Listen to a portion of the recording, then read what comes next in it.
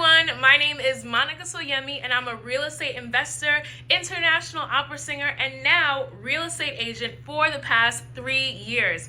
I'm also a personal finance YouTuber sharing advice on home ownership, financial literacy, and news, and I stand before you as an alumni of the World of Money. Worlds of Money opened my eyes to the transformative power of financial literacy. The impact of this organization on my life is immeasurable. It has instilled in me the essential principles of learning, earning, saving, investing, and giving back. So today, I proudly share that I've accumulated a net worth of over $500,000 through real estate investments, a journey that began with the knowledge gained right here. So my sights are now set on acquiring small businesses, which is a testament to the belief that with dedication, consistency, and grit, there are no limits to what we can achieve.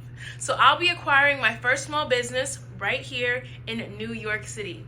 I recall my early days feeling completely lost when trying to make sense of compound interest.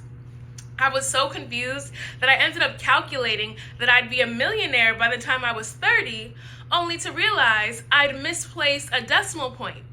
It was definitely a humbling experience that taught me the importance of attention to detail. So remember, everybody, decimals matter. They can make the difference between retirement at 30 and retirement at 300.